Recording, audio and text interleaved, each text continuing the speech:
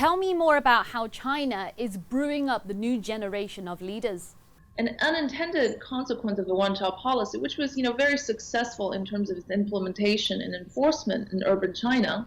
96% of the families actually abided by the law. That we, kind of bred a generation of super children. All the resources of the parents went into educating one child alone.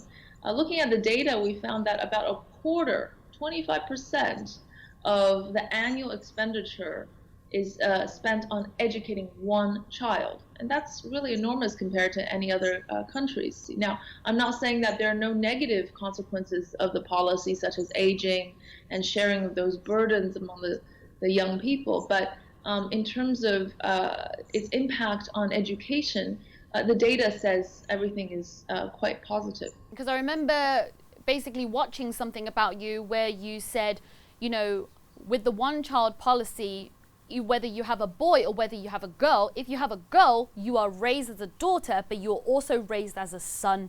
Education became genderless is what you said. When you only have one child, you have no choice. So all the women, all the girls got the allocation of education that their brothers would have had. So there's a distinct improvement in the closing of the gap of higher education between girls and boys. And if you look at among the leaders, whether it's business or politics, women are actually more educated. There's a higher share of masters and PhDs than men. You call this time the golden era for Chinese women. How so? First of all, it's not just China, but as we can see, the world has moved towards greater sensitivity to gender balance and giving women a fair chance in the professional world. So that's a worldwide movement. So that's number one, good.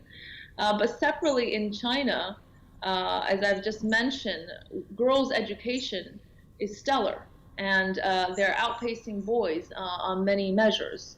So they're fully equipped with the capability, with the experience, with the knowledge to do equally well, if not better, than their male counterparts. And of course, the workplace has allowed for greater diversity of voices, and have found that the need for the female voice and female power is quite imperative and also very useful. For Alibaba, we have the face of Jack Ma, we have Pony Ma.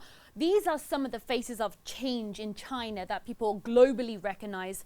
My question to you is, where are the female faces, and why just, we don't see enough of them? They're coming, there's no doubt. The Pony Ma's and Jack Ma's were still born prior to the 80s, and as we know, every single generation is so different from the last generation. We might hope to see them stand out more. Of course, there's a social element as well, but traditional values still says, at least in China, women should be more, traditional and feminine, should be more reserved, more composed. We still have an element of that. It's not so often that we encourage women to speak out and to lean in with this metaphor.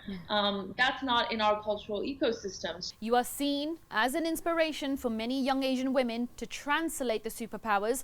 What sort of advice would you give to the younger generation who wants to lead?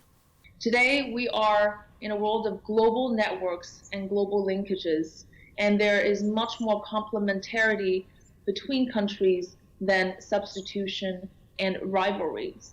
This is true for global supply chains, it's true for technology, it's true for the financial networks. We are enmeshed together.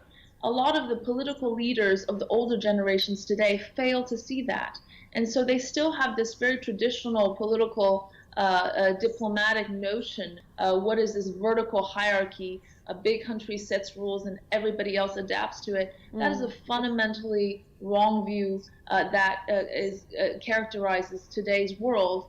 And because of that, the younger generation needs to know that only by fostering greater communication, greater exchange amongst the cultures, amongst the nations, having greater collaboration and cooperation, can everybody benefit, because there's no single country today that can really cut itself from this global network. So the rhetoric today of whether it's the second Cold War or the Thucydides trap describing the rivalry between China and US is a very dangerous mindset that will affect the younger generation. Keyu Jin, thank you so much for joining us on SCMP today.